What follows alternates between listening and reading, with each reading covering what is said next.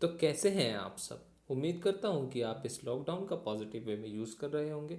इसी positive way को आगे बढ़ाते हुए हमारा यूट्यूब चैनल कंपाइल्ड एजुकेशन आपके लिए मैथ का एक नया कोर्स लेके आया है। ये course class 11th JEE Mains और एनडीए के लिए यूज़फुल रहेगा। इस कोर्स में हम बहुत सारी चीज़ें देखेंगे और प्रैक्टिकल वे में और रियल वर्ल्ड की प्रॉब्लम को सॉल्व करेंगे। स्टार्ट करने से पहले अगर आप इस चैनल पर नए हैं तो इस चैनल को सब्सक्राइब कर दीजिए और बेल आइकन दबा दीजिए, जिससे कि आपको टाइम टू टाइम नोटिफिकेशन मिलता रहे। हमारा आज का टॉपिक है सेट्स। जैसे कि मैंने आपको बोला कि हम इस कोर्स में कंपैरेटिवली वे और रियल वर्ल्ड की प्रॉब्लम पे ज़्यादा फोकस करेंगे। उसको करते हुए सबसे पहले हम स्टार्ट करते हैं सेट्स। हम सबसे पहले जानते हैं कि सेट्स होता क्या है, इसकी बुकिश लैंग्वेज क्या है, इसकी बुकिश डेफिनेशन क्या है, वो पढ़ते हैं। A set is a collection of well defined objects. Well defined objects mean जिसकी एक प्रॉपर डेफिनेशन हो, जिसके बारे में एक्सप्लेन किया हो, इसको बोलेंगे वेल डिफाइंड ऑब्जेक्ट्स। जो कुछ रूल्स एंड रेगुलेशंस फॉलो करता हो। तो इसका हम एग्जांपल, रियल वर्ल्ड एग्जांपल लेते हैं। जैसे कि एक क्लास में स्टूडेंट्स को बोला कि जिनकी हाइट छोटी है वो दूसरी साइड खड़े हो जाए, ठीक है, या दूसरे क्लासरूम में चले जाए। तो हर बच्चा अपने से छोटे वाले हर बच्चे के लिए अलग अलग सेट बन गए हैं। जैसे कि 5 फुट वाला सोचेगा कि 5 फुट 10 इंच वाला सोचेगा कि 5 फुट वाला मेरे से छोटा है, या 5 फुट 9 इंच वाला मेरे से छोटा है, तो ये दूसरी क्लास में जाएगा। इसकी कोई एक प्रॉपर डेफिनेशन नहीं दी है, इसलिए ये एक सेट नहीं है। इसको हम सेट कैसे बनाएंगे? अगर हम इसमें कंडीशन लगा दें कि जिस बच्चे की हाइट 5 फीट से छोटी है, 5 फीट से छोटी है मतलब इसमें हमने कंडीशन लगा दी, तो 5 फीट से छोटी है वो दूसरी क्लास में चले जाए। तो इसमें सारे बच्चे को मालूम चल गया कि 5 फीट से छोटा वाला छोटा माना जाएगा। तो सेट, ये एक सेट का रियल एग्जाम्पल है। चलिए, हमारा अगला टॉपिक है representation of sets. Representation of sets हम 2 वेज से कर सकते हैं। पहला रोस्टर फॉर्म और टेबुलर फॉर्म, दूसरा सेट बिल्डर फॉर्म और रूल मेथड। तो हम चलिए आते हैं रोस्टर फॉर्म पे। पहले रोस्टर फॉर्म की बुकिश लैंग्वेज जानते हैं, उसके बाद रियल वर्ल्ड एग्जांपल देखेंगे। पहला, बुकिश लैंग्वेज क्या है? In this form we list all the member of the set within the braces, curly braces and separate with by comma. For example, example देखिए क्या है, a set of all odd natural number less than 10। तो इसको हम कैसे लिखेंगे? ए set का नाम है, कर्ली ब्रेसेस दिया, इसमें हमने ऑब्जेक्ट्स लिखे, क्या क्या लिखे, 1 3 5 7 9। ये एक सेट है और इसको हमने रोस्टर फॉर्म में ऐसे लिखा। चलिए इसका हम कुछ और एग्जांपल्स देखते हैं।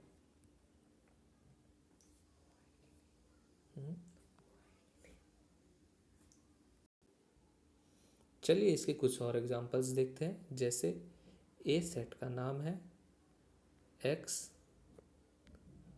X is positive integer. हमने लिखा x is a positive integer, इसकी डेफिनेशन दे दी। ये एक सेट बिल्डर फॉर्म है, इसको हम आगे देखेंगे, मगर इसको हम रोस्टर फॉर्म में कैसे कन्वर्ट करें वो देख लेते हैं। हमने a लिखा, इसकी डेफिनेशन दे रखी है कि x इस डेफिनेशन को सेटिस्फाई करे। तो इसके अंदर हम क्या लिख सकते हैं? x is a positive integer. तो पॉजिटिव इंटीजर क्या होते हैं? 1 2 3 ... कितने भी हो सकते हैं, इन्फिनिटी तक, ठीक है। तो ये हो गया हमारा एक और रोस्टर फॉर्म का एग्जांपल।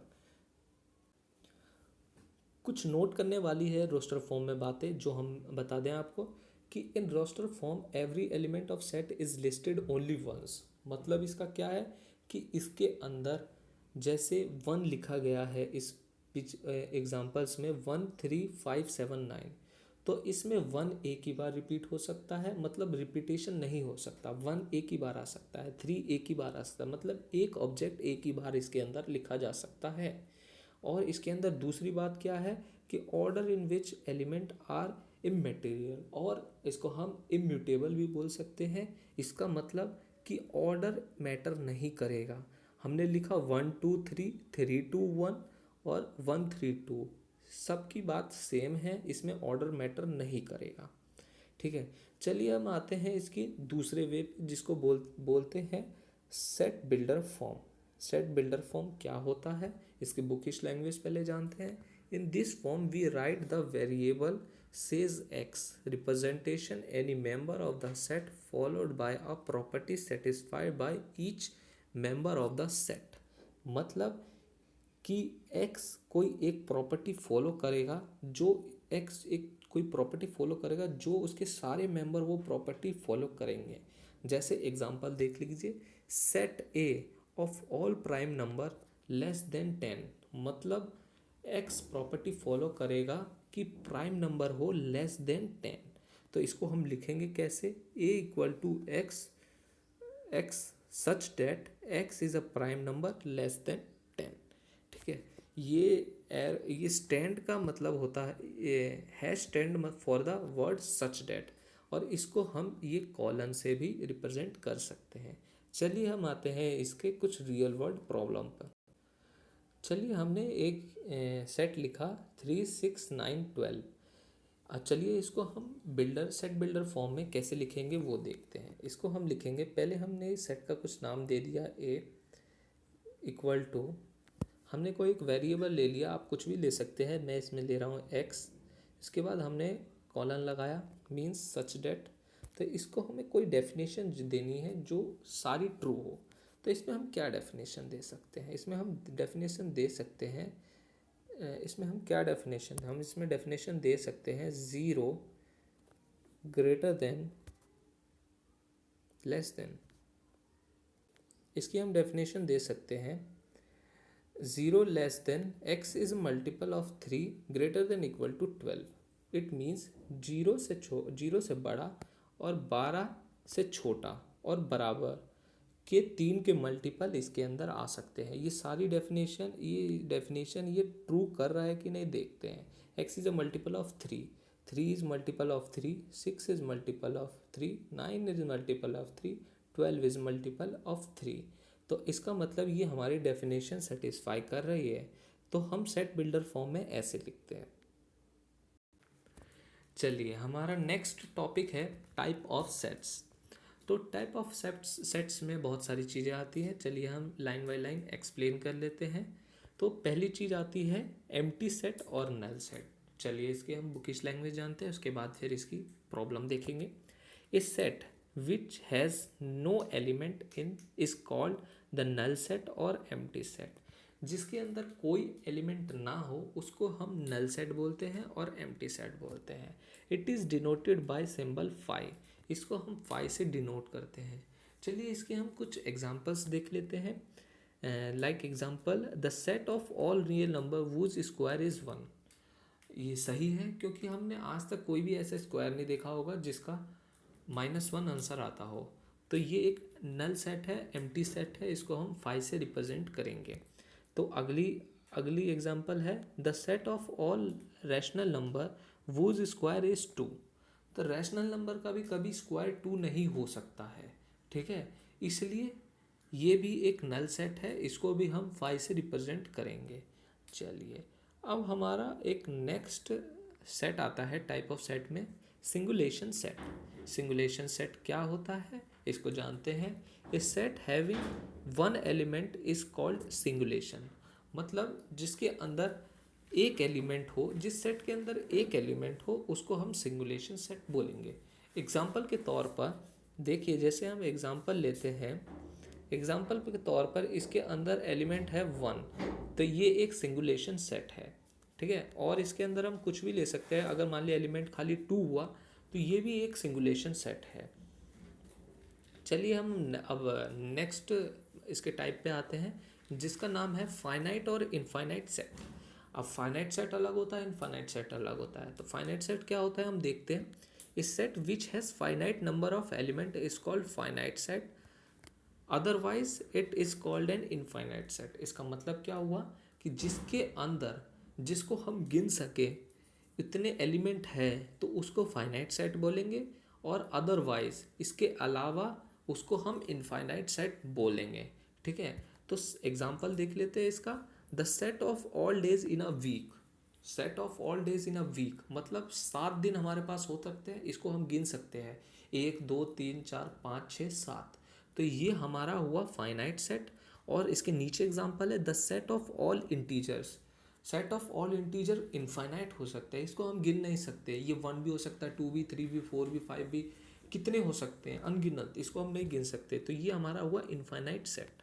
ठीक है। और एक नोट करने की बात ये है कि देखिए empty set phi is a finite set और एम्प्टी ऑफ वॉइड। इसका मतलब क्या हुआ, जो एम्प्टी सेट है उसको भी हम फाइनाइट सेट बोलेंगे, तो इसको भी हम फाइनाइट सेट बोलते हैं। हमारा नेक्स्ट आता है कार्डिनल नंबर। ये कोई एक टाइप नहीं है सेट का, तब भी मैंने इसको इसके अंदर रखा है। क्यों रखा है वो मैं आपको बताता हूँ। इसकी पहली डेफिनेशन देख लेते हैं। The number of element in a finite set is represented by n A whose number whose known as cardinal number. मतलब क्या है इसका, कि जो इनफाइनाइट सेट में जितने नंबर ऑफ एलिमेंट होते हैं उसको हम एन ए से रिप्रेजेंट करते हैं और उसको कार्डिनल नंबर बोलते हैं। चलिए इसके हम कुछ एग्जांपल्स देख लेते हैं। कुछ एग्जांपल्स देखते हैं। जैसे ये हमने लिखा 1 2 3 4, ये 2 3 4। तो इसके अंदर नंबर ऑफ एलिमेंट कितने हैं, इसके अंदर नंबर ऑफ एलिमेंट है एन ए इक्वल टू 4। मतलब इसका कार्डिनल नंबर कितना हुआ 4, इसका कार्डिनल नंबर 4 है। चलिए अब हम अपने टॉपिक पे आते हैं। हमारा नेक्स्ट सेट के टाइप में आता है इक्वल सेट। इसको जैसे हम इसकी डेफिनेशन पढ़ लेते हैं पहले। Two set A and B are set to be equal written as A equal to B if every element of A is in B and every element of B is in ए।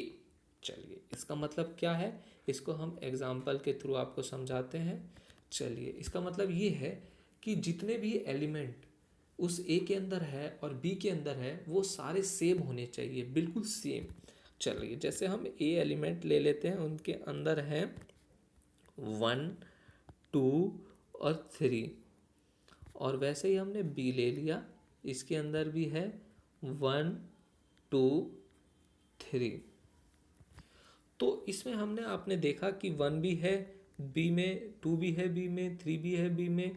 तो ये एक equal set है, equal set है। इसके आपको question mathematics की 11th class की book में एक्सरसाइज में मिल जाएगी, आप वो भी कर सकते हैं। मगर हमें खाली इधर कॉन्सेप्ट समझना है। तो ये हमने कॉन्सेप्ट समझ लिया कि जिसके अंदर बराबर और equal number of element present हो ए में और बी में, उसको हम इक्वल सेट बोलेंगे। चलिए अब हम इसके नेक्स्ट टाइप पे बढ़ते हैं, इक्वलेंट सेट। इक्वलेंट सेट मतलब क्या होता है, two infinite set A and B are set to be equivalent if n A equal to n B.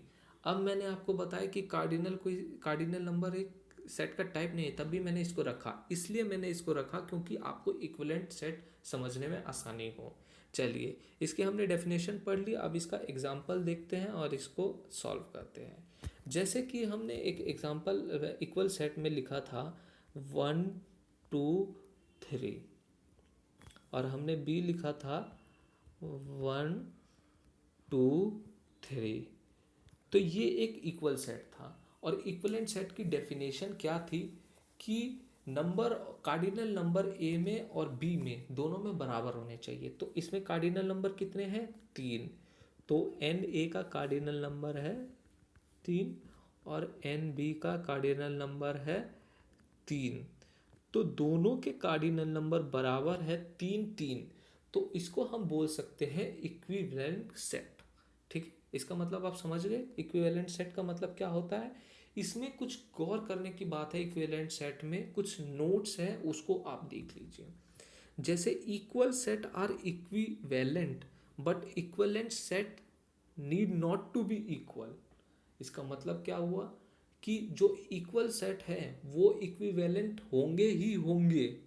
ठीक है, क्योंकि उसके अंदर सारे एलिमेंट प्रेजेंट होते हैं तभी वो इक्वल एलिमेंट होते हैं। मगर इक्विवेलेंट सेट हमेशा इक्वल सेट नहीं हो सकते। इसका मतलब ये है, और ये एक खास बात है जो आपको गौर करनी चाहिए और इसको समझना चाहिए। चलिए,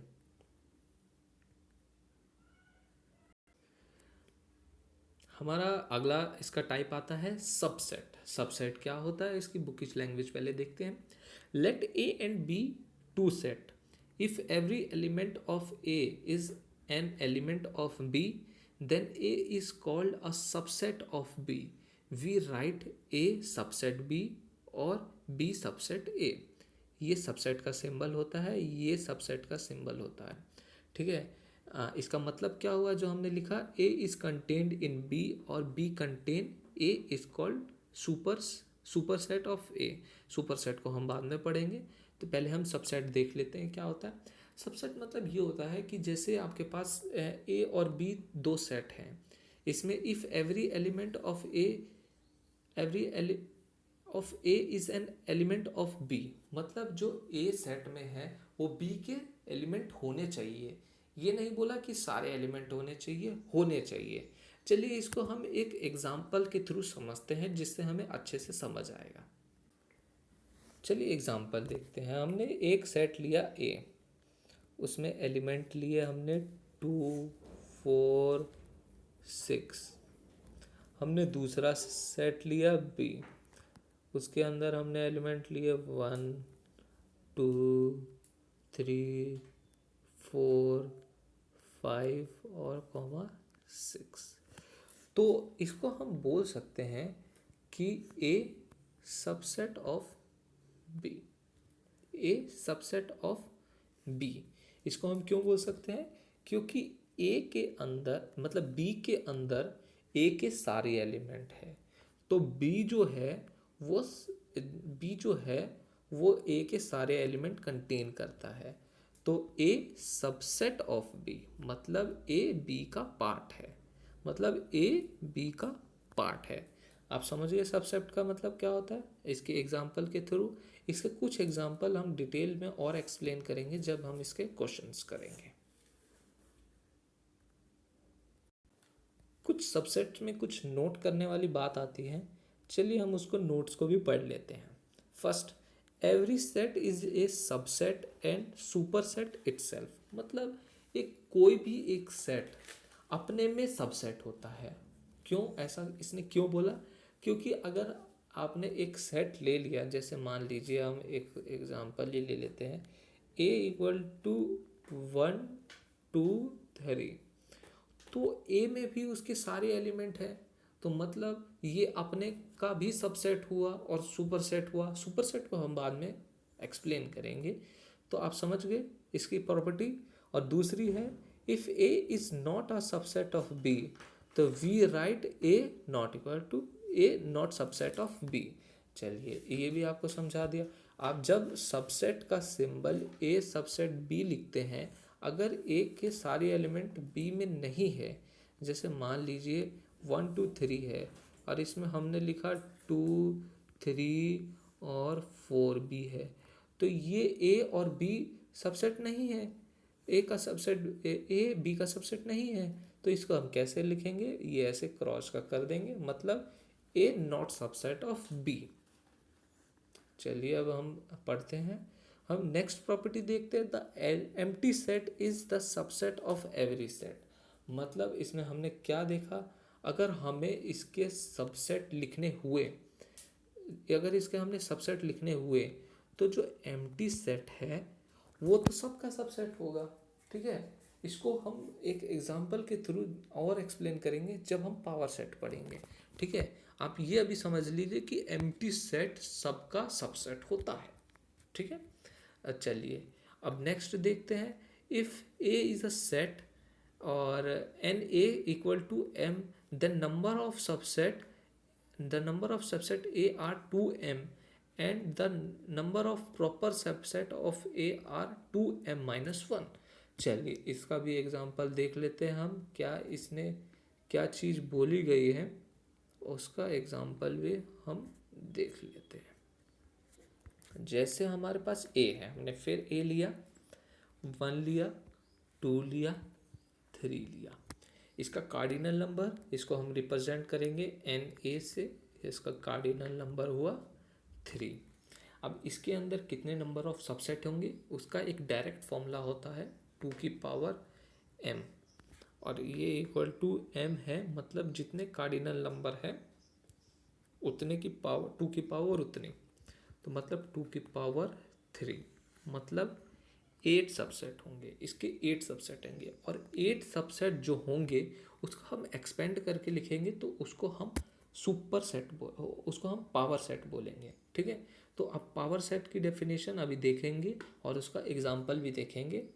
ठीक है, तो उसके बाद फिर ये देखा हमने हमने देखिए इसमें एग्जाम्पल भी दे रखा, A equal to 3 4, then subset of A are, देखिए इसमें दे दिया सबसेट ऑफ ए आर 5 और 3 और 4 और 3 4, hence here cardinal number A का कितना है 2, कार्डिनल नंबर ए का 2 है, तो इसके नंबर ऑफ सबसेट कितने हुए 2 की पावर 2 जो है 4। ठीक है, चलिए अगला आता है पावर सेट। पावर सेट क्या होता है, इसकी डेफिनेशन हमने इक्वल सेट में आपको समझा दिया, मतलब सबसेट में समझा दिया, मगर फिर हम आपको पावर सेट में फिर समझा देते क्या होता है। The set of all subset of given set A is called power of set. मतलब इसने क्या बोला, जितने सबसेट है उसको हम एक साथ लिख लें उसको पावर सेट बोलेंगे, और इसको डिनोट करते हैं पी ए से। ठीक है, और इसका हम एग्जाम्पल आपके सामने दिखा देते हैं। देखिए हमने ए लिया 1 2 3 लिया, अब इसके सुपर सेट कैसे लिखेंगे, मतलब सुपर सेट कैसे लिखेंगे। सबसे पहला 5 सबका होता है, फिर हमने लिखा इसमें 1 अकेले अकेले, 2 3 हो गया, उसके बाद हमने लिखा 2 का 1 2, फिर हमने लिखा 1 3, 1 2 3 4 5 6,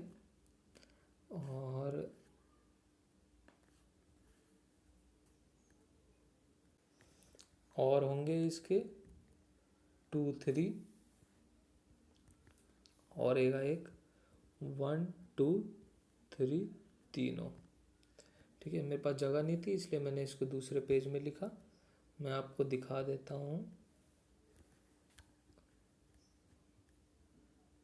देखिए इसमें, देखिए इसको हमने ऐसे किया और इसको हम एक बड़ा ब्रैकेट लगा देंगे, और जगह नहीं है, और फिर ये जब ख़त्म होगा इसके बाद भी एक बड़ा करली ब्रेसेस लगा देंगे। ठीक है, अब देखिए ए में एलिमेंट था 1 2 3, इसका हमने पावर सेट लिखा, तो कैसे लिखा, 5 सबका सबसेट होता है, सबसेट लिखना है इसमें हमें, जो पावर सारे सबसेट लिखेंगे तो वो एक पावर सेट बनेगा।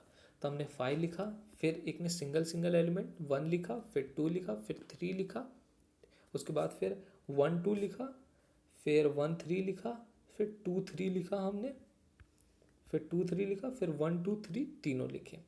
अब इसको चेक करने का तरीका हमने पहले यह फॉर्मूला बता दिया था आपको, जितने कार्डिनल नंबर है, एक के कार्डिनल नंबर थे 3, तो इसके टोटल सबसेट कितने बनेंगे 2 की पावर m, तो 2 की पावर 3 8, तो 8 देखिए हम गिन सकते हैं 1 2 3 4 5 6 7 8, मतलब 8 हुए इसके सबसेट, मतलब फॉर्मूले से ये सेटिस्फाई कर रहा है। ठीक है, तो इसको हम फॉर्मूले से वेरीफाई कर सकते हैं। ठीक है, तो चलिए ये इसका एग्जाम्पल हो गया। अब हम नेक्स्ट चीज़ पढ़ते हैं। अब हमारे सारे टाइप, सेट के सारे टाइप हो चुके हैं। ठीक है, तो इसके अंदर हमने क्या क्या टाइप पढ़े, मैं एक बार आपको फिर से रिवाइज करवा देता हूँ सारा हमने क्या क्या टाइप पढ़े। इसमें हमने इक्वल सेट पढ़ा, हमने इधर एम्प्टी सेट पढ़ा, सिंगुलेशन पढ़ा, फाइनाइट इनफाइनाइट सेट पढ़ा, कार्डिनल नंबर पढ़ा, इक्वल सेट पढ़ा, और इक्वलेंट सेट्स पढ़ा, हमने इसमें सबसेट्स पढ़ा और पावर सेट्स पढ़ा। ठीक है, तो ये हमारे सेट्स के सारे टाइप क्लियर हो चुके हैं। ठीक है, अब हम अगले ऑपरेशन पे, अब हम अगले टॉपिक ऑपरेशन ऑन सेट्स पढ़ेंगे। ठीक है, तो चलिए अब हम पढ़ते हैं ऑपरेशंस ऑन सेट्स। देखिए, ऑपरेशन ऑफ सेट्स में आते हैं, पहला इसका पार्ट आता है यूनियन ऑफ टू सेट्स। ठीक है, पहला ऑपरेशन है यूनियन ऑफ टू सेट्स। इसके हम बुकिश लैंग्वेज पढ़ते हैं पहले। The union of two set A and B written as A union B, U is a symbol of union, is a set of consisting all the elements which are either in A or in B or in both। इसका मतलब ये है कि A और B के अंदर, ठीक है, इसका अगर हम यूनियन करेंगे तो इसके अंदर जितने एलिमेंट, A के अंदर जितने एलिमेंट है, B के अंदर जितने एलिमेंट, वो सारे एलिमेंट इसके अंदर आ जाएंगे। ठीक है, तो इसको हम लिख कैसे कर सकते हैं, रिप्रेजेंट कैसे कर सकते हैं बिल्डर फॉर्म में। ठीक है, X such that X belong to A और एक्स बिलोंग टू बी, मतलब एक्स ए के बिलोंग करे या बी के बिलोंग करे, इसके अंदर वो सारे एलिमेंट आएंगे। ठीक है, तो इसमें हम क्लियरली कह सकते हैं कि एक्स बिलोंग करेगा ए यूनियन बी के, और एक्स बिलोंग टू ए और एक्स बिलोंग टू बी करेगा। ठीक है, अगर ये यूनियन नहीं हुआ, ठीक है, तो एक्स नॉट बिलोंग टू करेगा और x not belong to A और नॉट बिलोंग टू बी करेगा। ठीक है, तो इसके हम कुछ एग्जांपल्स देख लेते हैं। इसको हम फर्दर समझते हैं वेन डायग्राम से। ये इसको बोलते हैं वेन डायग्राम। वेन डायग्राम, इसको हम वेन डायग्राम बोलते हैं। और वेन डायग्राम को हम बेसिक से समझते हैं। जैसे वेन डायग्राम में जब हम ये स्क्वायर बनाते हैं तो इसको बोलते हैं यूनिवर्सल सेट यू, इसको यूनिवर्सल बोलते हैं यू। ठीक है, इसको हम यू बोलते हैं। और इसके अंदर मान लीजिए ए सेट बनाना है हमें, तो हम इसको सर्कल से रिप्रेजेंट करेंगे, और बी सेट बनाना है तो इसको हम सर्कल से रिप्रेजेंट करेंगे। तो इसका हम नेम दे देंगे ए और इसका नेम दे देंगे बी। हमें इसमें क्या करना था, यूनियन, ए यूनियन बी। हमने डेफिनेशन क्या पढ़ी थी कि जो ए के अंदर भी है, बी के अंदर भी है, आइदर इन ए और इन बी, वो सारे हमारे यूनियन के अंदर एलिमेंट आएंगे। तो इस वेन डायग्राम की वजह से हमने समझा जो ए के अंदर भी आए तो ये ए वाला पार्ट भी आएगा, और जो बी वाले आए मतलब बी वाला भी आएगा, मतलब ये पूरा एक यूनियन बना। ठीक है, वेन डायग्राम का बहुत इस्तेमाल है, क्वेश्चन इससे 5 नंबर का पक्का आएगा ही आएगा 11th क्लास में, और एनडीए में ये मिनिमम 5 मार्क्स का आता ही आता है, और मेंस में भी 1-2 क्वेश्चन आते हैं इसके। ठीक है, तो ये वेन डायग्राम बहुत इंपॉर्टेंट है, इसको हम डीपली इसके क्वेश्चन भी करेंगे 3-4। ठीक है, और ढंग से समझाएंगे आपको। ठीक है, यूनियन मतलब समझ गए आप, इसका पहला ऑपरेशन यूनियन मतलब ए और बी के दोनों एलिमेंट, मतलब ये इसके पार्ट। ठीक है, ये समझ गए वेन डायग्राम से। ठीक है, चलिए अब इसको हम एक आपका एग्जांपल लेके भी सिखा देते हैं। जैसे ए के अंदर है 1 2 3, बी के अंदर है 4 5 6, तो इसका ए यूनियन बी क्या होगा, इसको हम लिखेंगे 1 2 3 4 5 6, ये हमारा यूनियन बना। 1 भी है, 2 भी है, 3 भी है, 4 भी है, 5 भी है, 6 भी है, मतलब ए के सारे एलिमेंट और बी के सारे एलिमेंट। अगर मान लीजिए इधर हमारा 4 रिपीट हो जाता, 4 इसमें भी आता, 4 इसमें भी आता, ठीक है, तो हम इधर 2 बार 4 नहीं लिखते, हम इधर 2 बार 4 नहीं लिखते, हम इधर एक ही बार 4 लिखते। जैसे 1 2 4 है तो हम इधर 2 बार 4 नहीं लिखते, हम इधर एक ही बार 4 लिखते 1 2, क्योंकि हमने सेट की पहली प्रॉपर्टी पढ़ी थी कि इसके अंदर कोई भी एलिमेंट रिपीट नहीं होता है। ठीक है, तो ये आप समझ गए इसका यूनियन कैसे निकालते हैं। चलिए अब हम बढ़ते हैं इसके नेक्स्ट पे। चलिए अब हम इसके नेक्स्ट ऑपरेशन पे आते हैं जिसका नाम है इंटरसेक्शन ऑफ टू सेट्स। ठीक है, इसका मतलब क्या होता है, the intersection of two set A and B return A intersection B, intersection का सिंबल होता है उल्टा U, is a set consisting of the all common elements of A and B. इस इंटरसेक्शन के अंदर वो एलिमेंट आते हैं जो ए और बी में कॉमन हो। ठीक है, ए और बी में कॉमन हो। इसको हम वेन डायग्राम की मदद से कैसे समझेंगे वो देखिए। ये हमने सबसे पहले बना लिया अपना यूनिवर्सल। उसके बाद हमने ए बना लिया, बी बना लिया। इंटरसेक्शन मतलब कॉमन पार्ट, ये ए का है, ये बी का है। इंटरसेक्शन मतलब कॉमन पार्ट, तो ये इसका कॉमन पार्ट है, इसको हमने ब्लैक कर दिया। ये हमारा हुआ इंटरसेक्शन, ठीक है। इसको हम बोलेंगे ए इंटरसेक्शन बी, ठीक है। इसका हम एग्जांपल ले लेते हैं। ए इक्वल टू हमने लिखा 1 2 3 और बी हमने लिखा 4 2 6। तो इसका ए इंटरसेक्शन बी हमारा हुआ ओनली 2। ये हुआ हमारा ए इंटरसेक्शन बी, ठीक है। ये हमारा क्या है, सिंगुलेशन सेट है, ठीक है।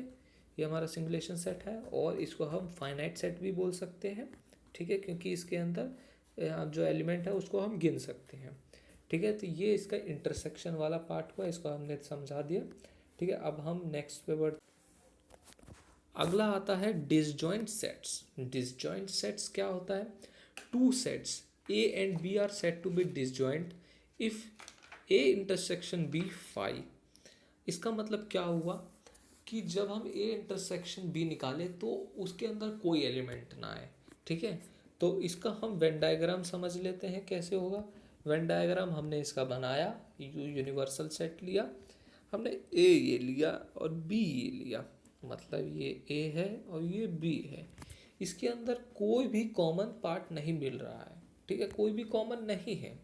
तो इसको हम बोल देंगे A intersection B equal to 5। तो ये हुआ एक एम्प्टी सेट, ठीक है, एम्प्टी सेट हुआ और इसको हम फाइनाइट सेट भी बोल सकते हैं, ठीक है।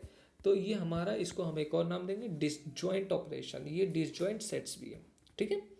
तो ये हमारा हो गया इसका ये ऑपरेशन, ठीक है। और हमारा अगला ऑपरेशन आता है डिफरेंस ऑफ टू सेट्स, ठीक है। डिफरेंस ऑफ टू सेट्स क्या होता है, if A and B are set to be then their difference a minus b is defined as a minus b x such that x belong to a and x not belong to b।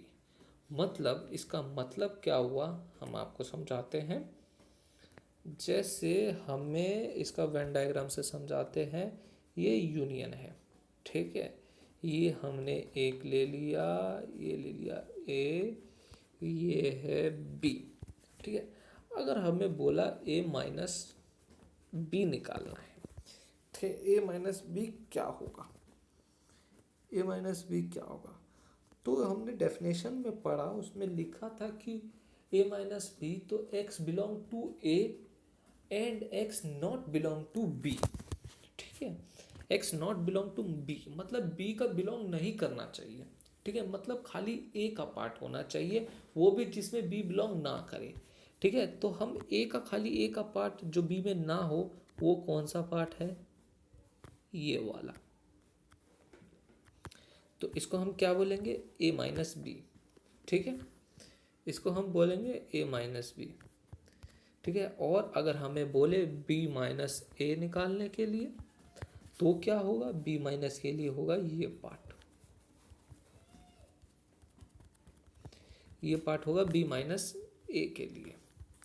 इसमें क्या कर रहा है, x belong to B हो रहा है मगर x not belong to ए हो रहा है, ठीक है। समझ गए आप difference of sets, difference of sets कैसे निकालते हैं, ठीक है। तो चलिए अब इसके हम कुछ प्रॉब्लम्स भी करेंगे, इससे पहले क्या रिमेंबर करने की चीज़ है वो देख लेते हैं। चलिए कुछ रिमेंबर करने की चीज़ें हैं जो हमें रिमेंबर करनी चाहिए डिफरेंस ऑफ सेट्स में, ठीक है। देखिए ए माइनस बी बी माइनस ए के कभी बराबर नहीं हो सकता। जैसे मैंने आपको बताया ही था कि जब हम वेन डायग्राम बनाएंगे ए और बी का, तो ए माइनस बी ये होगा और बी माइनस ये होगा, ए माइनस बी और ये होगा बी माइनस ए। तो इसमें कोई सिमिलैरिटी नहीं है, तो ए माइनस बी और बी माइनस ए नॉट कभी भी बराबर नहीं हो सकते, ठीक है। ये हमने पहली चीज़ देखी। दूसरी चीज़ क्या देखी, the sets A minus B B minus A and A intersection B are disjoint sets. ठीक है, अब इस डिसजॉइंट सेट्स कैसे हैं अब देख लेते हैं मैं। ठीक है, जैसे ये एक बना, ये ए और ये बी, तो ये ए माइनस बी हुआ, ये हुआ बी माइनस ए, और ये हुआ हमारा ए इंटरसेक्शन बी। तो ये ए माइनस बी है, ये है बी माइनस ए, और ये हमारा है ए इंटरसेक्शन बी। ठीक है, इसमें देख रहे हैं इन तीनों में कोई भी सिमिलैरिटी नहीं, कोई भी कॉमन एलिमेंट नहीं है, तो ये हमारे तीनों डिसजॉइंट सेट्स माने जाएंगे। डिसजॉइंट सेट्स मतलब यही होता है कि उसके अंदर कोई कॉमन एलिमेंट ना हो, तो इसके अंदर कोई कॉमन एलिमेंट नहीं है, तो ये हमारे डिसजॉइंट सेट्स हुए। ठीक है, कुछ रिमेंबर करने की चीज़ें हैं जो कभी भी एक एक नंबर वाले में पूछ सकता है, एनडीए में पूछ सकता है। ठीक है, अब हम एक और देखते हैं, A minus B subset of A और B minus A subset of B.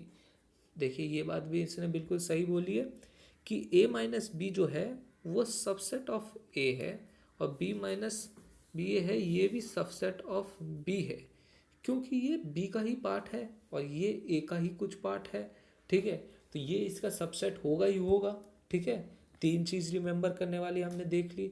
चौथी चीज़ रिमेंबर करने वाली, ए में से अगर हम एम्प्टी सेट फाई निकालेंगे तो वो ए बचेगा, और ए में से अगर हम ए माइनस कर देंगे तो ये फाइव बचेगा। ठीक है, तो ये तो एक सिंपल सी बात हो गई कि ये तो चलिए ठीक है, ये सिंपल बात हो गई, मगर ये चार प्रॉपर्टी हमें बहुत इम्पोर्टेंट है और ये रिमेंबर करनी ही करनी है। ठीक है, इससे क्वेश्चन पूछेगा ही पूछेगा। ठीक है, मेंस में या 11th क्लास में या एनडीए में किसी में पूछ सकता है। अब हमारा नेक्स्ट आता है operation symmetric difference of two sets. Symmetric difference of two set क्या होता है देख लेते हैं इसको। The symmetric difference of two set A and B, it is denoted by A delta B. ठीक है, इसको ए डेल्टा बी बोलते हैं, कुछ लोग कुछ और भी बोल सकते हैं, मगर इसको ज़्यादातर बुक में ए डेल्टा बी लिखा गया है, और ए डेल्टा बी को रिप्रेजेंट करते हैं A minus B union B minus A. Union B minus A मतलब कॉमन पार्ट। ठीक है, इसको हम लिखेंगे कैसे, रिप्रेजेंट कैसे करेंगे वेन डायग्राम में, वो देख लेते हैं सिमेट्रिक डिफरेंस को। ठीक है, ये हो गया, ये हो गया, ये पार्ट हो जाएगा हमारा, ये हो गया ए माइनस बी, और ये हमारा हो गया बी माइनस ए। ठीक है, और क्या बोला, ये होगा यूनियन, यूनियन, ये होगा हमारा यूनियन। तो यूनियन मतलब हम क्या समझते हैं कि सारा पार्ट, यूनियन मतलब हम समझते हैं सारा पार्ट, तो मतलब सिमेट्रिक डिफरेंस मतलब क्या हो गया कि कॉमन को छोड़ के जितना पार्ट है, मतलब ये शेडेड रीजन, ये हमारा सिमेट्रिक डिफरेंस होगा वेन डायग्राम से हम देखें तो। ठीक है, मतलब A minus B union B minus A, मतलब ये जो हम इंटरसेक्शन वाला पार्ट होता है वो सिमेट्रिक डिफरेंस से माइनस कर देंगे, तो ये हमारा हो जाएगा सिमेट्रिक डिफरेंस। ठीक है, तो ये शेडेड रीजन हमारा सिमेट्रिक डिफरेंस होगा। ठीक है, तो आप सिमेट्रिक डिफरेंस भी समझ के क्या होगा, इसको हम कैसे रिप्रेजेंट कर सकते हैं, ए डेल्टा बी से रिप्रेजेंट करते हैं, इसका एक्सपेंडेशन होता है A minus B union B minus A. ठीक है, चलिए अब हम बढ़ते हैं नेक्स्ट पे। ठीक है, देखिए इसमें एग्जांपल भी दे रखा है, ए इक्वल टू 1 2 3 4 और बी में सेट है 1 3 5 7 9। ठीक है, अब इसमें हमने किया तो ए माइनस बी हुआ, ए माइनस बी मतलब जो ए का पार्ट बी में हो उसको माइनस कर दें। ठीक है, और मतलब 2 और 4, क्योंकि 1 और 5 इसमें था ही था, तो 2 4 आ गया ए माइनस बी, और बी माइनस ए गया 7 माइनस 9। तो इसमें अब इसका हमने यूनियन किया तो आ गया 2 4 7 9। ठीक है, तो अब इसमें आप देख सकते हैं जब हमने इसका यूनियन किया तो तो आया 2479 और इसमें आप इंटरसेक्शन करिए, ए इंटरसेक्शन बी करिए, ए इंटरसेक्शन बी करिए, क्या आएगा A intersection B? A intersection B आएगा 3 और 5, 3 और 5 और वही एलिमेंट मिसिंग है। ठीक है, मतलब यही हुआ कि हम पूरे यूनियन में से अगर हम ये इंटरसेक्शन माइनस कर देते हैं तो वो हमारा सिमेट्रिक डिफरेंस हो सकता है। इसको हम एक तरीके से और लिख सकते हैं। ठीक है, तो सिमेट्रिक डिफरेंस मतलब आपने क्या समझा कि क्या होता है सिमेट्रिक डिफरेंस? ये होता है कि अगर हम ए यूनियन बी में से ए इंटरसेक्शन बी माइनस कर दे तो ये हमारा सिमेट्रिक डिफरेंस होगा। ठीक,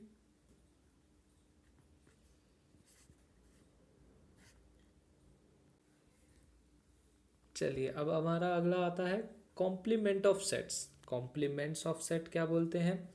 if U is a universal set and A is a subset of U, then the complement of A is a set which contain those elements of U which are not considered in A and is denoted by A complement और AC। इसको भी complement होते हैं, ये represent करने का तरीका है।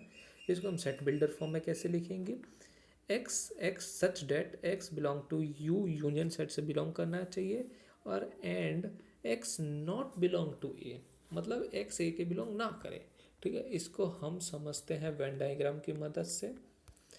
वेन डायग्राम की मदद से समझते हैं। ये हमने यूनियन बनाया, ये हमारा A सेट बना। ठीक है, तो A कॉम्प्लीमेंट क्या होगा? A कॉम्प्लीमेंट होगा ये पूरा शेडेड रीजन। ए को छोड़ के ये पूरा शेडेड रीजन हमारा कॉम्प्लीमेंट बनेगा। ए कॉम्प्लीमेंट और ए सी बोल सकते हैं इसको हम।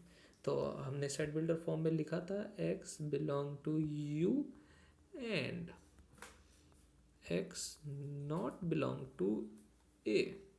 जो हमारी बात इधर सही हो रही है, x u के बिलोंग कर रहा है मगर a का बिलोंग नहीं करता। ठीक है, तो ये हमारा कॉम्प्लीमेंट हो गया। इसके कुछ रिजल्ट्स याद करने बहुत ज़रूरी है। अगर हम u का कॉम्प्लीमेंट करेंगे तो फाई आएगा। अगर हमने u यूनिवर्सल का कॉम्प्लीमेंट कर दिया तो कुछ बचेगा ही नहीं, तो फाई तो आएगा ही। मान लीजिए हमने ये u लिखा, इसका कॉम्प्लीमेंट निकालना है तो ये कुछ नहीं बचेगा, तो फाई। ठीक है, समझ गए, u का कॉम्प्लीमेंट फाई होगा। और फाई का कॉम्प्लीमेंट अगर कुछ नहीं है उसका उल्टा कर देंगे तो मतलब सब कुछ है उसके पास, मतलब यूनिवर्सल। ठीक है, तो बी भी हो गया इसमें क्लियर।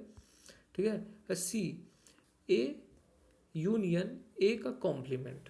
ठीक है, ए यूनियन ए का कॉम्प्लीमेंट मतलब आप समझिए इसने क्या बोला कि ए है, ए यूनियन ए का कॉम्प्लीमेंट, मतलब इसका कॉम्प्लीमेंट ये यूनियन ये, तो मतलब ये पूरा पार्ट आ जाएगा।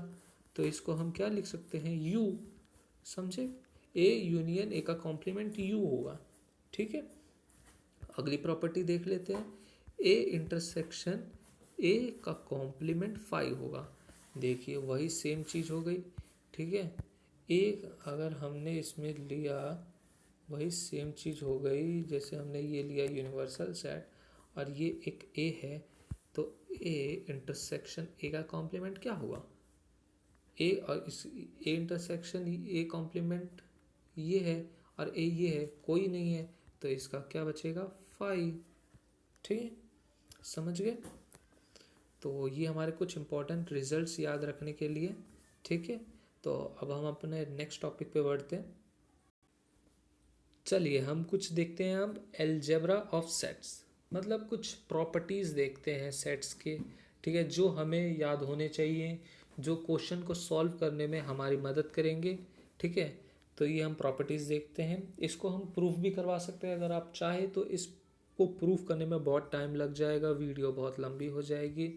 तो इसको अगर आप चाहे कि कैसे प्रूफ हुआ है तो आप कमेंट में लिख सकते हैं। मैं आपको इसका प्रूफ के लिए एक अलग से वीडियो बना दूंगा और आपको प्रूफ सिखा दूंगा इसका। और ये इम्पोर्टेंट रिजल्ट्स है कुछ, इसके भी मैं प्रूफ सिखा दूंगा आपको। ठीक है, तो हम इसको जल्दी से डिस्कस कर लेते हैं एक बार, उसके बाद फिर हम कुछ क्वेश्चंस देखेंगे इसके। ठीक है, उसके बाद मैं आपको कुछ होमवर्क्स दूंगा। ठीक है, अगर आप उस क्वेश्चन को करेंगे और कुछ होमवर्क दूंगा, उसके टिक मार्क वाले क्वेश्चन होंगे जेईई मेंस के और एनडीए के, और कुछ 11th क्लास के भी क्वेश्चन होंगे। ठीक है, तो चलिए हम जल्दी से डिस्कस करते हैं इसको। पहली है, for any set A we have A equal to A. सही बात है, अगर ए यूनियन ए करेंगे तो ए के बराबर आएगा, और ए इंटरसेक्शन ए करेंगे तब भी ए के बराबर आएगा। ठीक है, दूसरी प्रॉपर्टी देखते हैं, ए यूनियन फाई करेंगे तब भी ए आएगा। सही है, और अगर हम ए इंटरसेक्शन फाई करेंगे तब भी फाई आएगा। अगर हमने ए यूनियन यूनिवर्स कर लिया, ठीक है, तो यूनिवर्सल को किया तो यूनिवर्सल आएगा, यूनिवर्सल को किया तो यूनिवर्सल आएगा, और ए इंटरसेक्शन यूनियन को किया, ए इंटरसेक्शन यूनिवर्स को किया तो वो ए आएगा। ठीक है, तो ये कुछ प्रॉपर्टीज़ है। और थर्ड आया, for any two set A and B. ठीक है, तो अगर हमने ए यूनियन बी किया, ठीक है, तो वो बी यूनियन ए के बराबर होगा। ठीक है, ये बात सही है, ये सही है। ठीक है, और ए इंटरसेक्शन बी किया तो वो बी इंटरसेक्शन ए के बराबर आएगा। ठीक है, इसको हम जब रिलेशंस पढ़ेंगे तो उसमें हम पढ़ेंगे कि ट्रांजिटिव नेचर क्या होता है, रिफ्लेक्सिव नेचर क्या होता है, कम्यूटेटिव नेचर क्या होता है। तो ये एक कम्यूटेटिव नेचर का पार्ट है। ठीक है, कि अपोजिट वाला ट्रू हो। जब हम रिलेशन पढ़ेंगे तो इसको डिटेल में एक्सप्लेन करेंगे। ठीक है, तो ये हो गया। और इसमें फॉर 3 सेट के लिए ये प्रॉपर्टीज़ है और ये भी प्रॉपर्टी है। ठीक है, और ये डी मॉर्गन, जिसमें जो मोस्ट इम्पॉर्टेंट प्रॉपर्टी है वो है, अगर देखिए, ये देखिए, अगर हम ए का कॉम्प्लीमेंट करेंगे तो कॉम्प्लीमेंट से कॉम्प्लीमेंट कैंसिल हो जाएगा, ए बचेगा खाली। और डी मॉर्गन्स लॉ इसमें मोस्ट इम्पॉर्टेंट है, ये पेपर में आएगा ही आएगा। ठीक है, अगर हम ए यूनियन बी का कॉम्प्लीमेंट करते हैं तो ये बन जाता है, इसको हम अगर खोलते हैं, ठीक है, तो ये ए का कॉम्प्लीमेंट और ये यूनियन का इंटरसेक्शन बन जाता है और बी का कॉम्प्लीमेंट हो जाता है। ठीक है, मतलब ये जो बीच में ऑपरेशन होता है, ये ऑपरेशन को अपोजिट कर देता है। यूनियन हुआ तो इंटरसेक्शन कर देगा, इंटरसेक्शन हुआ तो यूनियन कर देगा। ठीक है, तो ए इंटरसेक्शन बी का कॉम्प्लीमेंट है, तो ए का कॉम्प्लीमेंट, ठीक है, यूनियन बी का कॉम्प्लीमेंट बना। ठीक है, और हमने एक और देख लिया, ए माइनस बी का बी यूनियन सी है। ठीक है, तो ए हमने अंदर मल्टीप्लाई किया, ए माइनस बी बना। ठीक है, और ये इसका इंटरसेक्शन आ गया और ए माइनस सी बन गया। ठीक है, तो ए माइनस, ये हमने, ये एक और है। ठीक है, डिमॉर्गन्स देख लिया हमने इसमें, और हमने ये प्रॉपर्टीज़ देख ली। तो इस प्रॉपर्टी को एक्सप्लेन करने के लिए बहुत टाइम लगेगा। ठीक है, वीडियोस वैसे ही लंबी होती जा रही है और लंबी बन जाएगी। अगर आप चाहते हैं तो कमेंट करिए, मैं इसको वेन डायग्राम से अच्छे से एक्सप्लेन करूँगा आपको।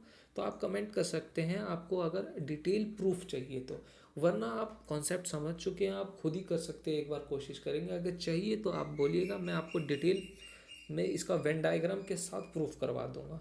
ठीक है, तो important results on operation of sets, ये कुछ इंपॉर्टेंट रिजल्ट्स है। इसमें कुछ याद करने वाले रिजल्ट्स जो हमें पक्का याद होने चाहिए वो मैं आपको बता दूं क्या क्या है।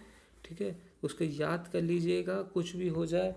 ये पेज बहुत याद करने के लिए बहुत ज़रूरी है। इसमें याद करने का सबसे मतलब जो याद करने की चीज़ क्या है, इसको हम समझ सकते हैं। अगर समझ लिए तो कुछ याद करने का नहीं है। ठीक है, तो ये सारी प्रॉपर्टीज़ है। ठीक है, तो अब हम नेक्स्ट स्लाइड में चलते हैं, कुछ क्वेश्चंस देखते हैं। ये प्रॉपर्टीज़ हमने देख ली। ठीक है, इसको देख लीजिएगा, और कुछ दिक्कत आए तो आप कमेंट कर सकते हैं, हम कमेंट पे बता देंगे आपको। ठीक है, तो अब हम कुछ क्वेश्चंस पे आते हैं। चलिए, अब हम कुछ क्वेश्चंस देखते हैं इसके, जो कि आपके कॉन्सेप्ट को और क्लियर करेंगे और स्ट्रॉन्ग करेंगे। ठीक है, जैसे इसमें पहला क्वेश्चन है, ए हमारा सेट दे रखा है 3, 6, 9, 12, 15, 18, 21, और बी सेट दे रखा है 4, 8, 12, 16, 20, और सी दे रखा है 2, 4, 6, 8, 10, 12, 14, 15। ठीक है, 16, और डी दे रखा है 5, 10, 12, 20। तो इसमें हमने निकालना क्या है, फाइंड हमें करना है इसमें ए माइनस बी, ए माइनस सी और बी माइनस डी। तो चलिए अब हम इसको करते हैं। हमें पहला क्या हमें पहला ए क्या दे रखा था, 3, 6, 9, 12, 15, 18, 21। और बी क्या दे रखा था हमें, 4, 8, 12, 16 और 20। और हमें सी क्या दे रखा था, 2, 4, 6, 8, 10, 12, 14 और 16। पेज थोड़ा छोटा है, इसके लिए माफ़ी मांगता हूँ। ठीक है, टाइम लगेगा थोड़ा, अभी शुरुआत है इसलिए हम ऐसे कर रहे हैं। 5, 10, 15 और 20। ठीक है, हमें पहले क्या निकालना था, ए माइनस बी। तो ए माइनस बी में क्या क्या आएंगे। ठीक है, तो पहले देखिए ए माइनस बी में देखिए 3, 6, 9, 12, 15, 18, 21। ठीक है, ये एलिमेंट है ए में। 4, 8, 12, 16, 4, 8, 12, 16 और 20, ये एलिमेंट है बी में। ठीक है, तो ए माइनस बी क्या होगा, ए माइनस बी मतलब ए के जो एलिमेंट है वो बी में ना हो। ठीक है, ए में जो बी के एलिमेंट ना हो वो हमें लिखने हैं। तो इसमें पहले बी के कॉमन एलिमेंट देख लीजिए। कॉमन एलिमेंट कौन कौन से है ए में, बी के हमारे पास कॉमन एलिमेंट है, हमारे पास 12 कॉमन एलिमेंट है। ठीक है, और कौन सा, बस एक 12 ही कॉमन एलिमेंट है। ठीक है, तो उस 12 कॉमन एलिमेंट को हमने पहले ए और बी में कॉमन एलिमेंट देख लिए, 12 है। ठीक है, उस 12 को हटा के ए को हमें लिख देना है। ये एक शॉर्ट ट्रिक है ए माइनस बी निकालने की। ठीक है, तो हमने लिखा तो क्या आएगा इसमें, क्या आया, 3 आया, 6 आया, 9 आया, 15 आया, 18 आया और 21 आया। हमने खाली जो कॉमन था उसको हटा के लिख दिया तो वो हमारा ए माइनस बी हो गया। ठीक है, वैसे ही अगर हम देखें हमें अगला क्या निकालना था, ए माइनस सी निकालना था। ए माइनस सी के लिए देखें तो ये देखिए 3, 6, 9, हम ए और सी में कॉमन देख लीजिए क्या क्या है 6 है कॉमन। ठीक है, और 12 कॉमन है। ठीक है, 6 और 12 कॉमन है। ठीक है, तो 6, 12 को हम हटा देंगे। 6, 12 को हटा के ए में जो बाकी रहा वो लिख देंगे हम। ए में क्या क्या बाकी रहा हमने लिख दिया, 3 लिख दिया, 9 लिख दिया, 15 लिख दिया, 18 लिख दिया और 21 लिख दिया। ठीक है, ये ए माइनस सी हो गया। ठीक है, अब हमें बी माइनस डी निकालना है, मान लीजिए बी माइनस डी निकालना है। ठीक है, तो बी माइनस डी में कैसे होगा, हम वैसे ही देख लेते हैं। बी में क्या है, 4, 8, 12, 16, 20। ठीक है, और डी में क्या है, 5, 10, 15, 20। ठीक है, तो कॉमन एलिमेंट क्या आ रहे हैं, कॉमन एलिमेंट आ रहा है 20। ठीक है, और कोई तो कॉमन आ नहीं रहा। ठीक है, तो बी में जो बाकी बचा उसको हमने लिख दिया। तो बाकी क्या बचा, 4, 8, 12, 16। तो ये हमारा बी माइनस डी हो गया। ठीक है, समझ गए आप बी माइनस डी क्या हो गया। ठीक है, अब चलिए हम अपना फर्स्ट क्वेश्चन हमने कंप्लीट कर लिया बहुत अच्छे से। ठीक है, दूसरा क्वेश्चन देखते हैं। इफ़ यू, सेट का नाम दिया हमने यू, उसमें है 1, 2, 3, 4, 5, 6, 7, 8, 9, 10 एलिमेंट है। हमने उसमें ए को लिखा ए इक्वल टू यू, ए का ए सेट लिया हमने, उसमें लिया है 2, 4, 6, 8 और बी में एलिमेंट है 2, 3, 5, 7। ठीक है, तो ये हमारे ए और बी में एलिमेंट है। हमें प्रूफ क्या करना है, वेरीफाई करना है A union B complement equal to A complement U B complement. देखिए ये प्रूफ है उसका, जो इम्पोर्टेंट रिजल्ट्स थे। ठीक है, प्रॉपर्टीज थे, ये डिमॉर्गन्स लॉ का प्रूफ है। ठीक है, तो डिमॉर्गन्स लॉ का प्रूफ मैंने इधर समझा दिया। अगर और चाहिए तो आप कमेंट में लिख सकते हैं, मैं नई वीडियो बना दूंगा उसके ऊपर। ठीक है, तो हम पहले लिख लेते हैं यू के अंदर क्या क्या एलिमेंट थे। 1, 2, 3, 4, 5, 6, 7, 8 और 9।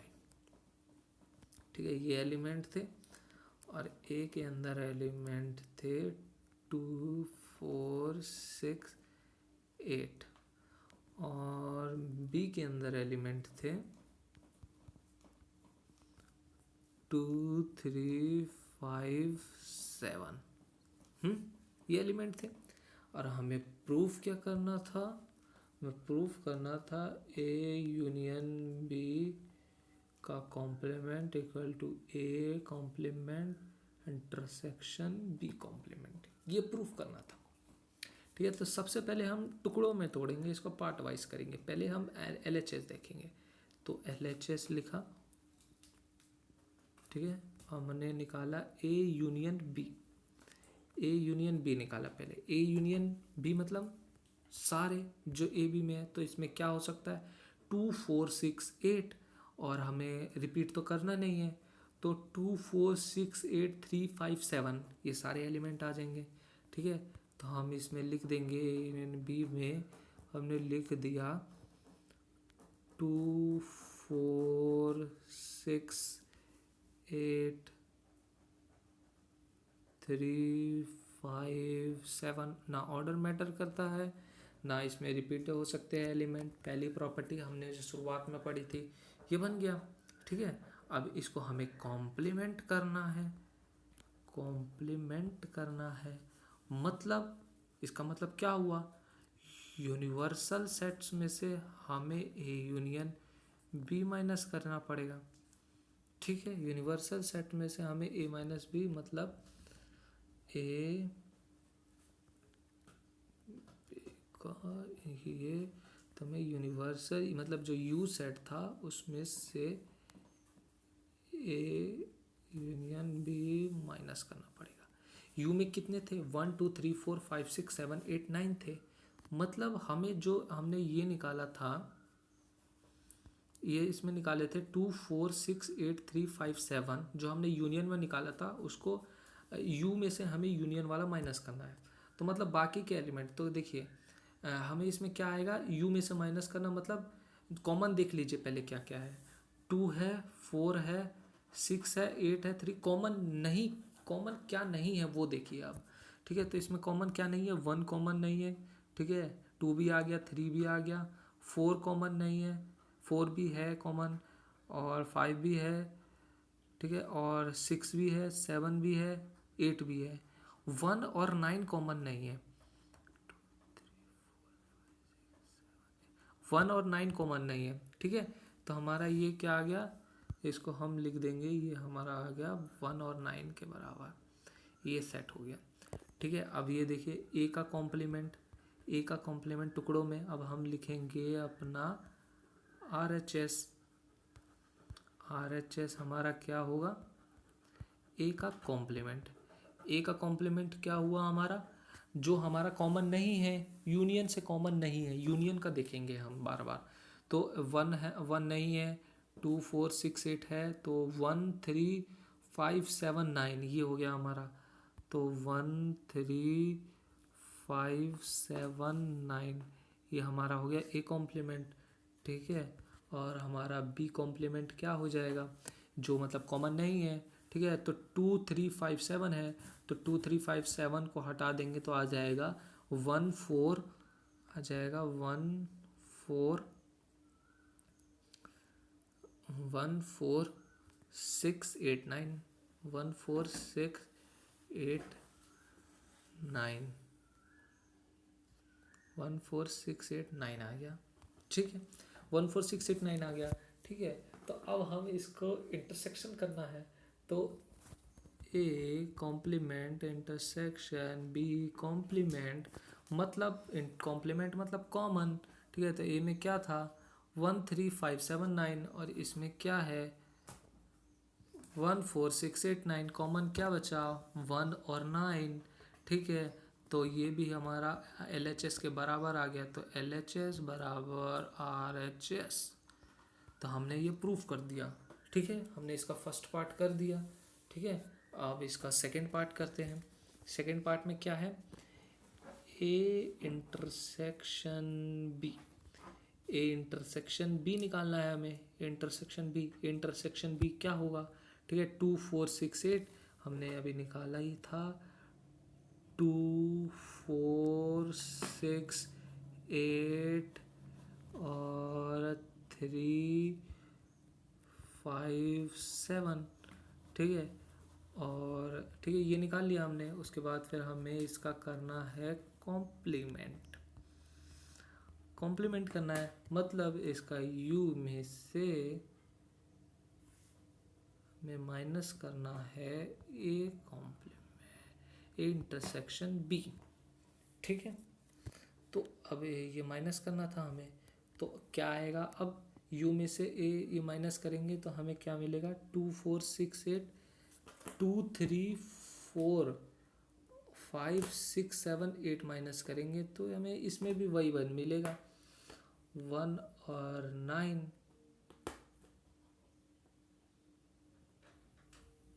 नहीं, हमें इधर इंटरसेक्शन करना था, तो इंटरसेक्शन मतलब कॉमन, हमें इधर इंटरसेक्शन करना था, थोड़ा कंफ्यूज हो गया, हमें इधर इंटरसेक्शन करना था, तो ए इंटरसेक्शन बी मतलब कॉमन पार्ट लिखने थे, तो कॉमन क्या है इसमें, 2 है और बस ओनली 2 है, ठीक है, तो ये सिंगलेशन सेट है, ठीक है, तो इसमें ओनली 2 है, इंटरसेक्शन में ओनली 2 है, ठीक है। और अगर हम इसका कॉम्प्लीमेंट करते हैं, ए इंटरसेक्शन बी का कॉम्प्लीमेंट करते हैं तो ये आएगा u minus A intersection B, ठीक है, ये आएगा, तो इसका कॉम्प्लीमेंट करेंगे तो हमारे पास आंसर आएगा 1 2 को हटा देंगे खाली और सारे आंसर आएंगे, तो 3 4 5 6 7 8 और 9, तो ये हमारा हो गया LHS, ये LHS हो गया। और अगर हम RHS देखेंगे तो वो क्या होगा, ए कॉम्प्लीमेंट हमने पहले भी निकाला था, ए कॉम्प्लीमेंट वो था 1 3 5 7 9, ठीक है, और बी कॉम्प्लीमेंट हमने पहले भी निकाला था, वो था 1 4 6 8 9, इसका हमें क्या करना है, इसका हमें यूनियन करना है, तो यूनियन में क्या आ जाएगा, ए यूनियन बी कॉम्प्लीमेंट, इसका क्या आ जाएगा, आंसर आ जाएगा 1 3 4 5 6 7 8 9, तो ये LHS बराबर RHS हो गया, ठीक है, LHS बराबर RHS हो गया, ये LHS बराबर RHS हो गया, ठीक है। तो चलिए अब हम अपने नेक्स्ट क्वेश्चन पे बढ़ते हैं, चलिए अब हम अपने तीसरे क्वेश्चन पे बढ़ते हैं। In a class 35 student 24 like play cricket and 16 to play football, also each student like to play at least one of the 2 game, how many student like to play both cricket and football, ठीक है। इसमें ये बोला है कि हमारे पास total 35 student है, 24 like करते हैं क्रिकेट को खेलना, 16 लाइक करते हैं फुटबॉल को खेलना, और इसमें कुछ स्टूडेंट ऐसे भी है जो एटलीस्ट वन गेम को भी खेलने का पसंद करते हैं, दोनों में से कोई एक गेम, और तो हमें निकालना है how many student like to play both, मतलब जो दोनों खेल को खेलना पसंद करते हैं, क्रिकेट और फुटबॉल दोनों को। चलिए इसको हम सॉल्व करते हैं, तो हम इसमें सबसे पहले x एक सेट ले लेते हैं, x is a set of student who play to like cricket उसको खेलना बहुत पसंद है, x वो सेट है, ठीक है। y है जिसको फुटबॉल खेलना पसंद है, y वाले को फुटबॉल खेलना पसंद है, ठीक है। और कुछ स्टूडेंट ऐसे थे, इसने बोला था x यूनियन y, ठीक है, जिनको एटलीस्ट वन गेम खेलना पसंद है, ठीक है। सारा कॉन्सेप्ट मैंने समझा रखा है, मैं खाली यूज़ कर रहा हूँ, एटलीस्ट वन गेम खेलना पसंद है, ठीक है। तो x हमने क्रिकेट जो पसंद करते हैं, y फुटबॉल जो पसंद करते हैं, और x यूनियन हो गया जो एटलीस्ट वन गेम पसंद कर सकते हैं, ठीक है। और एक्स इंटरसेक्शन वाई हुआ जो बोथ गेम पसंद कर सकते हैं, बोथ गेम पसंद करते हैं।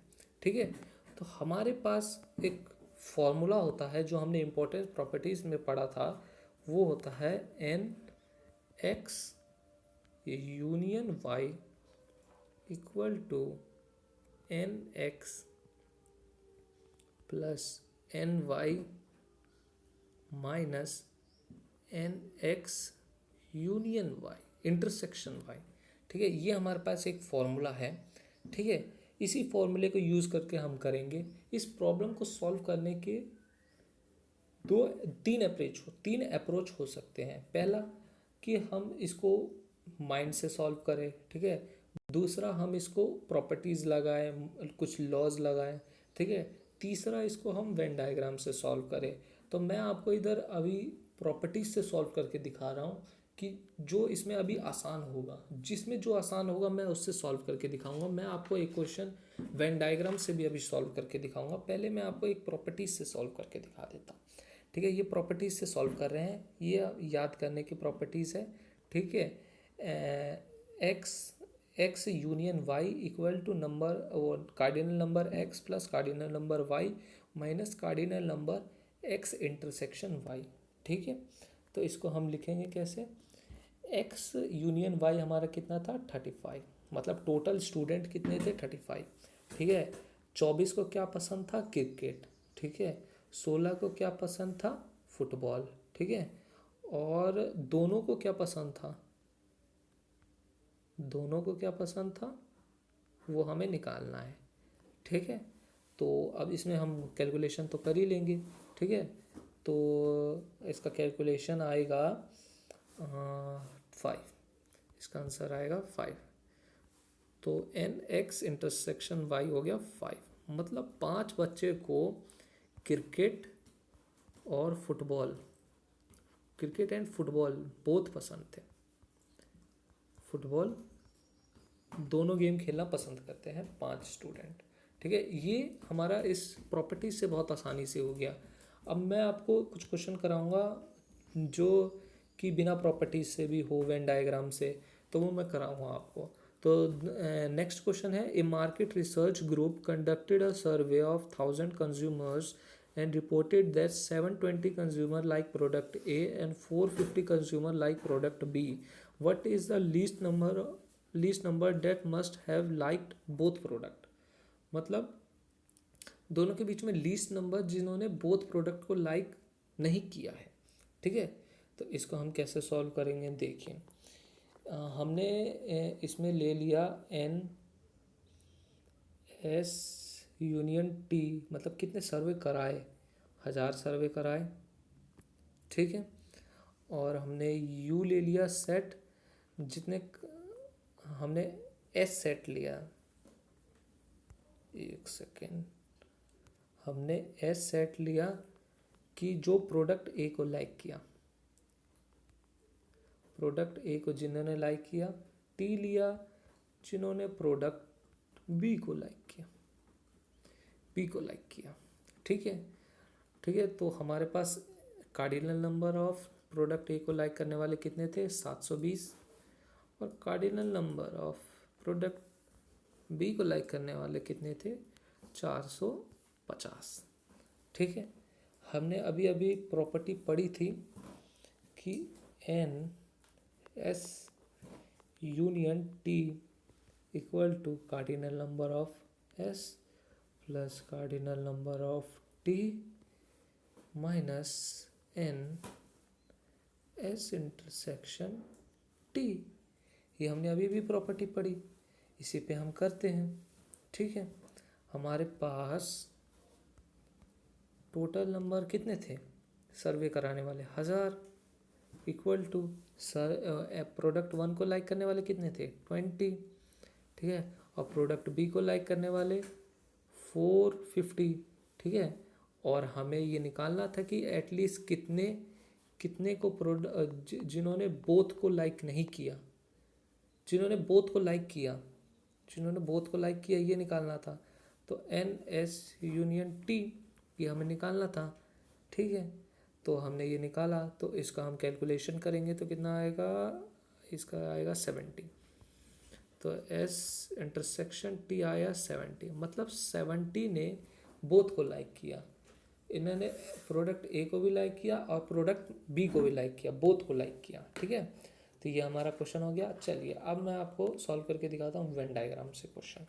ठीक है, इन अ सर्वे it was found that 21 people like product A, 26 people like product B, and 29 people like product C. If 14 people like product A and B, and 12 people like product C and A, and 14 people like product B and C, and 8 people liked all the three products, how many liked product C only? मतलब C एक only सी कितने product को like करता है। ठीक है, तो इसको हम आपको वेन डायग्राम की हेल्प से करेंगे। ठीक है, वेन डायग्राम से क्वेश्चन आसान हो जाता है। देखिए कैसे। ठीक है, हमने ए मान लिया, ए सेट मान लिया जो प्रोडक्ट ए को लाइक किया, और बी मान लिया जो प्रोडक्ट बी को लाइक किया, सी मान लिया जो प्रोडक्ट सी को लाइक किया। ठीक है, कार्डिनल नंबर ऑफ ए कितना है हमारे पास 21, कार्डिनल नंबर ऑफ बी कितना है हमारे पास 26, और कार्डिनल नंबर ऑफ सी कितना है हमारे पास 29। ठीक है, और हमारे पास जो ए और बी को दोनों को लाइक किया वो कितने हैं हमारे पास 14, और जिन्होंने सी और ए को दोनों को लाइक किया वो हमारे पास कितने हैं 12, और जिन्होंने बी और सी को लाइक किया वो हमारे पास कितना है 14, और जिन्होंने तीनों को लाइक किया वो हमारे पास है 8। ठीक है, इन्हीं की हेल्प से, इसी की मदद से हम बनाएंगे वेन डायग्राम। तो देखते हैं वेन डायग्राम कैसे बनेगा। ठीक है, पहले हमने ये बना लिया यूनिवर्सल सेट जो हम बनाते आए हैं, फिर हमने सेट ए बनाया, सेट बी बनाया और सेट सी बनाया। ठीक है, तो हमारे सेट ए को लाइक करने वाले टोटल नंबर कितने थे 21 थे, सेट ए वाले 21 थे, और बी को टोटल कितने थे 26 थे, और सी को टोटल कितने थे 29 थे। ठीक है, और ए और बी को दोनों लाइक करने वाले कितने थे, मतलब ये ए हुआ, ये बी हुआ, ये सी हुआ, तो ए और बी को दोनों लाइक करने वाले कितने थे 14, तो ये हमारा 14 है, और ए और सी को दोनों लाइक करने वाले कितने थे 12, तो ये हमारा 12 है, और बी और सी को लाइक करने वाले कितने थे, ये भी हमारा 14 थे, तो ये हमने 14 लिख दिया। ठीक है, और तीनों को लाइक करने वाले कितने थे 8, तो ये हमारा हो गया 8 बीच में, चलिए इधर लिख देते हैं 8 है। ठीक है, तीनों को लाइक करना है। हमें अब निकालना है ओनली सी को लाइक करने वाले। ठीक है, ओनली सी को लाइक करने वाले हम कैसे निकालेंगे। ठीक है, हमारे पास सी में टोटल कितने थे 29 हमारे सी में टोटल थे। ठीक है, ओनली सी को लाइक करने वाले, तो हम इसमें से क्या माइनस करेंगे, जो ए और सी को दोनों को लाइक करते हैं। ठीक है, तो माइनस ए और सी को दोनों को लाइक करने वाले कितने थे 12, ए और एक